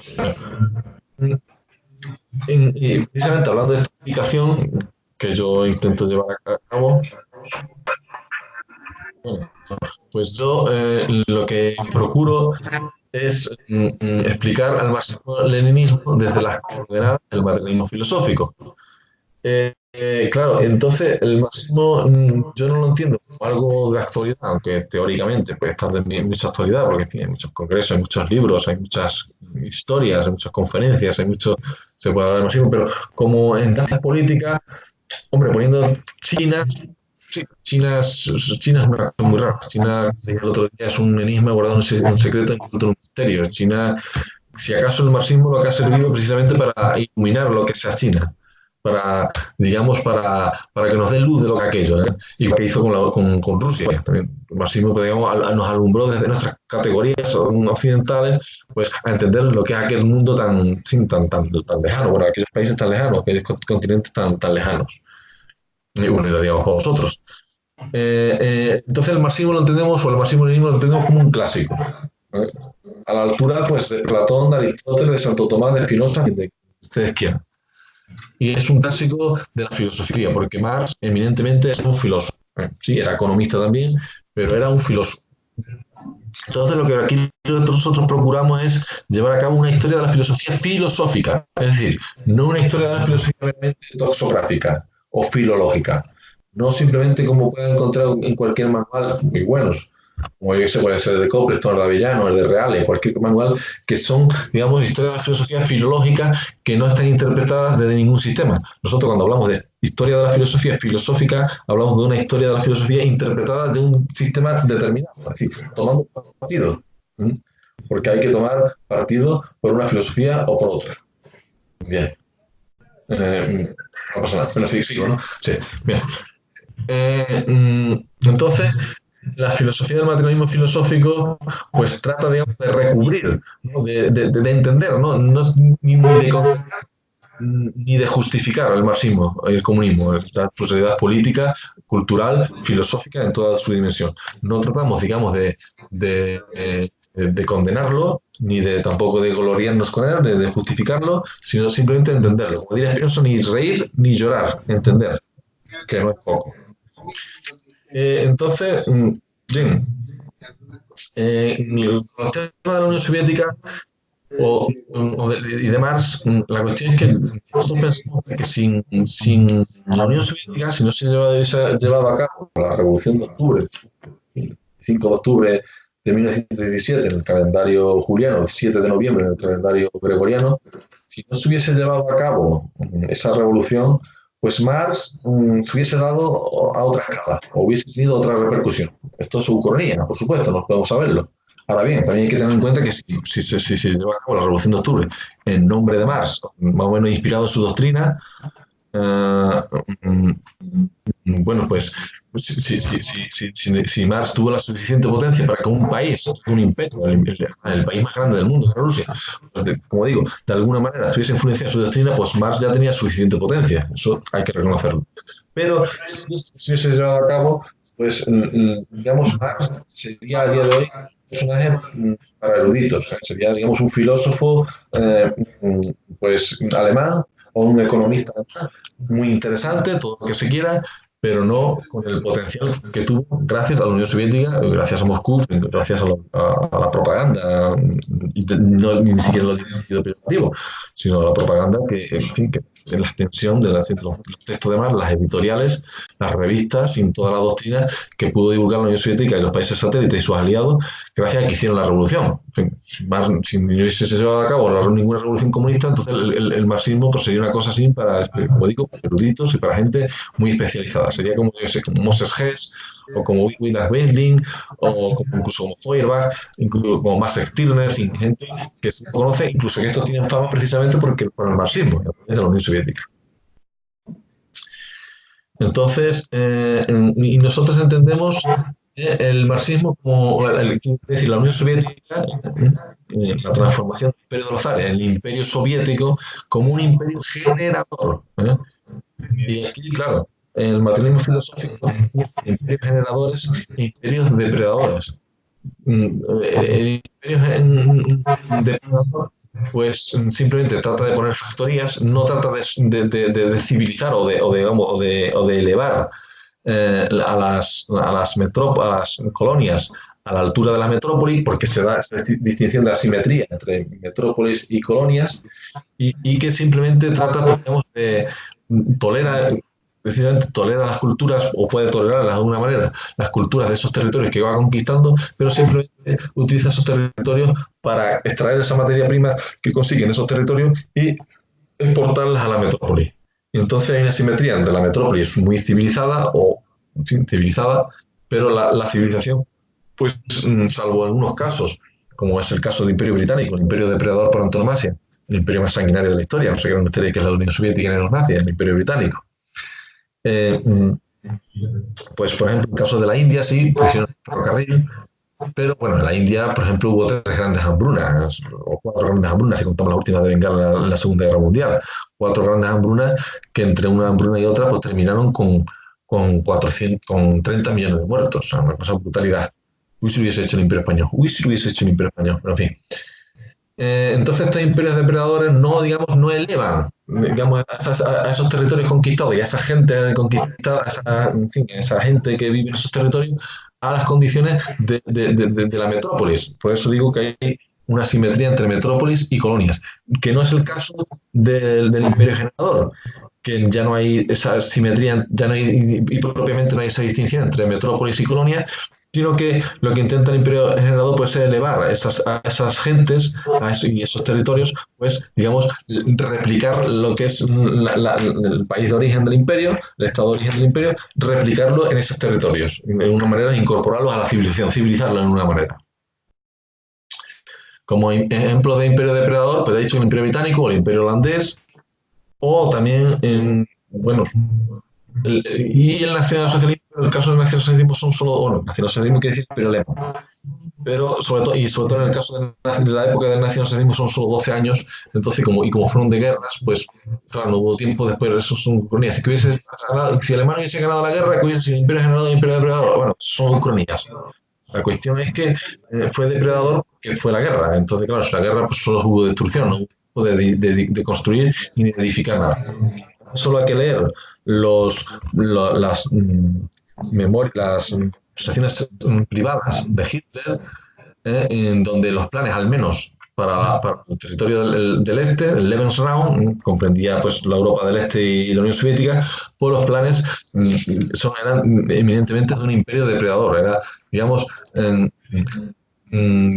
pues germanizar el suelo, pero no a los hombres. Los hombres no se le van a la condición alemana, los judíos o los eslavos fundamentalmente, pues seguirían siendo eslavos, no pueden incorporarse a la nación alemana y el suelo, pues en fin, el suelo era germanizado, pero no se ha germanizado a los hombres. Bien, y como ejemplo de imperio generador, pues está el Imperio Romano, toda la civilización del Imperio Romano, evidentemente, que ya está el primer precedente del Imperio de Alejandro, si se quiere, pero el Imperio Romano, está también el Imperio Español, pesado de la leyenda negra, y también está el Imperio Soviético. Y también, cogiéndolo con reservas, y también lo del Imperio Soviético lo cogemos con reserva, el Imperio Estadounidense. Bravo, con respecto a Hispanoamérica ha sido depredador, Operación Cóndor, en fin, pero Algo con respecto a Europa ha sido más generador, pero en fin, los Estados Unidos también es problemático porque el problema de Estados Unidos es que no ha caído. Todavía sigue siendo un imperio, sigue siendo realmente existente y no todavía en su realidad, digamos, está por su resultado está por ver. Pero desde la Unión Soviética, que cayó hace más de 25 años, hace más de un cuarto de siglo, pues ya podemos hacer, digamos, un cómputo global, porque efectivamente el comunismo cayó, bueno, la Unión Soviética cayó, y cayó y cerró la boca para asuntos que conciernen a la humanidad. Ya no hay ese imperio, pues dejó de existir. Y entonces ya podemos hacer un balance, eso desde luego. Y en nuestro juicio es un imperio generador. Vamos, que fundaban ciudades y que industrializaron, a través de la colectivización, industrializaron Rusia, que en fin, en la época de los zares, pues era un imperio, sí, ya venía industrializándose, cuidado, y tampoco esto viene de la nada. Pero los soviéticos hicieron, digamos, bueno, se hicieron hasta viajes espaciales. El primer satélite, el Sputnik 1, en 1957, pues salió de la Unión Soviética. Y al principio iban ganando la guerra espacial. Y, en fin, también, por ejemplo, fundaban ciudades, por ejemplo, cuando los alemanes, cuando los alemanes pusieron en marcha la Operación Barbarroja y ya se adentraron en territorio soviético a partir del 22 de junio de 1941, empezaron a haber ciudades donde los mapas decían que no había nada. Vías de tren o carriles de coche o de asfalto, en donde los mapas no decían nada, y que fueron fundando una especie de ciudades, y engrandeciendo el país, industrializando el país, y fundamentalmente sirvió todo aquello para que no fuese colonizado por Occidente, que fuese por los alemanes, por franceses, por británicos, por estadounidenses, japoneses, también en Oriente, quien fuese. O sea, el gran mérito de la Unión Soviética y del estalinismo, hay que recordarlo, pues es, digamos, haber vencido en la Segunda Guerra Mundial para evitar la colonización del país. Porque si en caso de que Rusia hubiese perdido la guerra, o la Unión Soviética hubiese perdido la guerra, pues al día de hoy Rusia sería, y todos aquellos países, Ucrania, etcétera, etcétera, aquellos países pues estarían, digamos, colonizados, ¿no? Y serían, digamos, pues, presa de Europa, o de esa cosa que llaman Unión Europea, que no se sabe muy bien lo que es, de Estados Unidos, o fundamentalmente de los imperios británico, francés, americano y japonés. Bueno, hablando claro. Y claro, entonces esta en clasificación del imperio soviético como imperio generador, pues puede chocar mucho porque, claro, sobre el imperio británico, sobre el imperio británico, perdón, sobre el imperio soviético, pues hay una leyenda negra, que están multiplicados los muertos. ¿Sigo? ¿Tres minutos, ¿no? Vale. Sobre la Unión Soviética se ha dicho sobre todo, se han exagerado los muertos que fallecieron en el país, el antiguo país de los zares por los comunistas Solzhenitsyn, y llega a decir 66 millones de muertos, una cifra risa. Robert Kuhn, que es un poco 20 millones de muertos, que es la cifra, digamos, canónica, ¿eh? Que después recogió en 1927 el libro negro del comunismo, y que esto es, digamos, producto de lo que yo llamo una leyenda negra. La leyenda negra es, digamos, una terminología de la... Sí, voy concluyendo. La leyenda negra es una terminología que se aplica a la historia de España, como bien sabido, que se puede aplicar a otros países, sobre todo el caso de la Unión Soviética, que que se lleva a cabo una metodología negro legendaria. ¿Qué quiere decir esto? Porque se exagera lo que interesa y se omite lo que no interesa. Se exagera todo lo malo, toda la mierda, y se omite todo lo bueno. Todas las riquezas quedan omitidas. Entonces, claro, así sale un monstruo que es la Unión Soviética, que es el estalinismo, que es Stalin, que con 2 dedos trataba de destruir el universo, que lo controlaba todo, que era un estado totalitario, otra vez el monismo, ¿eh? En fin, y que era el mal absoluto, y que los demás pues eran los demócratas, eran los buenos, y es una explicación maniquea del mundo. Es una explicación maniquea que también se está llevando aquí en España, porque yo ni me mojo ni con uno ni con otros. Yo, en ese sentido, soy equidistante a ambos maniqueísmos, a los maniqueísmos de izquierda y a los maniqueísmos de derecha. Y aquí en España, como digo, pues se habla del franquismo como mal absoluto, como que se supo contra una república idílica y perfecta y democrática, y que hubo 40 años de dictadura, y que fue la opresión, y que fue el terror, y que España no prosperó nada, en fin, y eso no corresponde con la realidad una vez que nos metemos ahí de una manera más minuciosa, con más rigor. Y con la Unión Soviética, pues pasa exactamente lo mismo. Es el mal absoluto, la muerte, la destrucción, es terror y miseria y terror, hambre, hambre, hambre, hambre, y todo lo malo del mundo. Eso no puede explicar que un imperio, en fin, que se extendió desde Berlín hasta las Islas Kuriles, que fue un imperio generador, que digo, que industrializó Rusia y que salvó a Rusia, digamos, de la, de la colonización de Occidente. Y bueno, yo voy concluyendo, concluyo ya inmediatamente, y simplemente agradeceros vuestra atención, y me gustaría haber estado más tiempo porque, en fin, quería que iba a estar un poco más de tiempo, pero ya veo que no. Y simplemente, pues, estoy a vuestra disposición por lo que me queráis preguntar. Muchas gracias.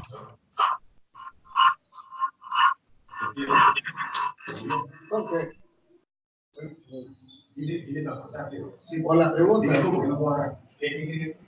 Muchas gracias y hasta luego. Se supone que ya terminó, entonces. Sí, gracias. Despedirse, gracias y. Oye, Ahí está, chévere. ¿Mantengas una pregunta? Bueno, sí. Hola, ¿qué tal? Soy Luis Ubarro, también soy de Surco Político Cultural. Y acá tenemos una pregunta de un compañero que está presente que ha estado presente en la ponencia. ¿Usted hizo la diferencia de la masa 1, masa 2 y masa 3? Digamos, si entendí bien, que la masa 1 vendría a ser la materia y la energía, no tal como la conocemos hasta ahora.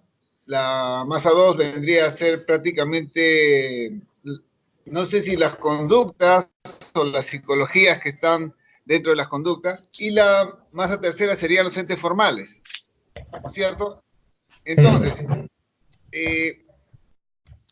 dado esto, si es que he entendido bien, no es prácticamente lo que está usted mencionando, no es la existencia o la realidad. O sea, habría una identidad entre realidad y materia. Entonces, ¿para qué hacemos crecer tanto el concepto de materia si ya tenemos el concepto de realidad? Bien, sí, bueno, claro, no es masa, cuidado, es en M1, M2, M3, materia primogenérica, materia segundogenérica y materia terciogenérica, porque masa suena como un concepto de la física. Solo aclarar eso. Efectivamente, sí, la materia primogenérica es una materia, en fin, como dicen en física, materia y energía, pueden ser cuerpos, ondas electromagnéticas, ondas incorpóreas. La materia segundogenérica efectivamente va referida a la conducta, a la etología, sí, está muy bien visto eso. Y la materia tercigenérica a los entes formales, efectivamente. Pero claro, y voy a responder su pregunta. Se refiere, claro, ¿por qué no llamamos esto realidad en vez de llamarlo materia?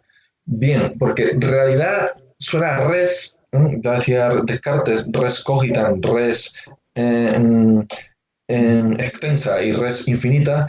La palabra res, de realidad, suena todavía a monismo.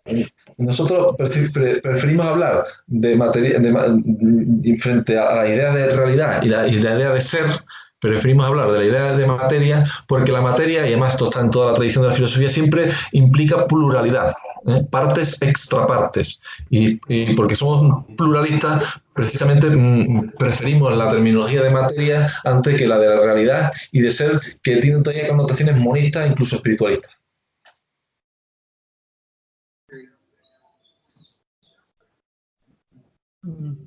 Yo, una consultita, una pregunta. Sí, claro. Digamos, Tomás decía que las esencias son aquello, lo tienen las cosas, los entes que se pueden, es la definición de los entes, ¿no? Es aquello que define a los entes. El comunismo por sí mismo no tiene definición. De hecho, o sea, Marx no definió bien el comunismo nunca, ¿no? Entonces, digamos que con Tomás de Aquino podríamos eliminar esa idea. ¿Se podría hacer que ya con Tomás de Aquino, o sea, descartara el comunismo de Marx, esta idea de comunismo? ¿O tú qué piensas? Es difícil de definir el comunismo en una definición de diccionario. O sea, quiero decir, en pocas palabras es muy difícil definirlo. Quizás Marx necesitó todo el Capital o toda su obra para definirlo. Claro, no hay una definición, digamos, canónica en pocas palabras del comunismo. Es difícil desde luego definirlo. Nosotros hacemos, digamos, una taxonomía de lo que son las generaciones de izquierda, que la primera generación es la izquierda jacobina, la segunda generación la izquierda liberal, la tercera generación la izquierda anarquista, la cuarta generación la izquierda socialdemócrata, la izquierda y la izquierda de quinta generación sería el comunismo, y el maoísmo de Mao, la chino, comunismo asiático, sería la sexta generación de izquierda. Entonces nosotros clasificamos al comunismo como quinta generación de izquierda. En fin, entonces ya empezamos diciendo que es una izquierda frente a diferentes modulaciones de la derecha y frente a otras generaciones de izquierda. Entonces, ya aquí hay algo por lo menos positivo, que no es de una derecha. Claro, pero el comunismo tampoco es solo una teoría política, también es una teoría filosófica. Entonces, decimos, es un materialismo, sí, es un materialismo, pero es un materialismo monista, o que tiende al monismo, que es lo que nosotros también llamamos en ontología especial formalismo bigenérico, que sustantifica M1 y M2, y que ve M2 como, es decir, la conciencia como el gran resultado de la realidad, de la materia, como si la materia tendiese hacia la conciencia humana. Eso llega a decir Lenin en materialismo y criticismo. Entonces el comunismo pues es una teoría, digamos, de izquierda, una filosofía de izquierda, de filosofía política de izquierda, una generación de izquierda, es, digamos, una filosofía materialista pero monista, ¿eh? Y después, pues, en fin, también cientificista, porque hay cierto fundamentalismo cientificista en el marxismo, incluso hay una unificación de la ciencia, incluso Marx coquetea con esto, pero en fin, estoy de acuerdo contigo en que es muy difícil definir al comunismo en pocas palabras. Y yo creo que no se puede definir así, que hay que hacer una taxonomía, hay que hacer, tiene que ser algo muy amplio, tiene que ser un libro para definir el comunismo. Sí, no, ya, no, disculpa, además que, o sea, es un universal, de hecho, ¿no? La idea de comunismo es un universal, ¿no? Sí. No se puede, y Tomás de Aquino dice que los universales no tienen definición. Bueno, a eso me refería Eso cuando te lo también dije. Ockham. Sí, sí. Es un universalismo, lo que nosotros llamamos un universalismo, lo que nosotros llamamos un socialismo genérico. ¿Contra quién va este universalismo? Pues va contra el individualismo. No está pensado ni contra el capitalismo, ni contra el fascismo, sino contra el individualismo. Entonces, como idea negativa, al menos, debemos decir que el comunismo es un universalismo, como idea positiva, pero como idea negativa es un anti-individualismo. Y que el comunismo, digamos, pues es algo también muy primitivo. Es decir, no quiero hablar del comunismo primitivo que habla de Engels, que es un mito, pero ya está en Platón, de alguna manera, está en los estoicos, incluso en el cristianismo, la comunidad cristiana primitiva, de los primeros cristianos, en fin, que es algo de los vivianitas, en fin, que es algo que, o más que el comunismo, es el socialismo genérico que hablamos, que es algo que está en toda la historia, en toda la historia universal, y que ya en el marxismo, pues digamos, desemboca en algo ya más definido, más pulido, y que es destruido al fin y al cabo, porque la Unión Soviética cayó, el comunismo cayó, y ahora lo que queda de China, pues ya eso es otra historia, es un sistema comunista, capitalista, en fin, una cosa muy difícil de entender. Entonces, sí. ¿Aló?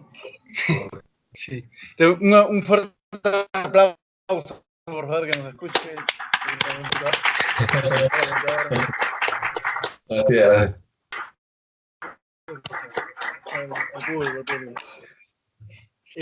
Quizás te invitamos a que nos apoyes con un curso de materialismo filosófico. Si deseas apoyarnos, nos juntamos algunos días y bueno, vamos leyendo y vamos conversando contigo acerca de, ¿no? No sé si te... Ya te avisaré si tengo tiempo. Desde que ahora tengo que estudiar inglés, tengo que estar muy liado. Quizás más adelante, si queréis. Sí, quizás más adelante, cuando nos liberemos todo. Cuídate, nos vemos. Muchas gracias por... Venga, gracias a ti, a vosotros. Gracias. Hasta luego. Sí, nos vemos.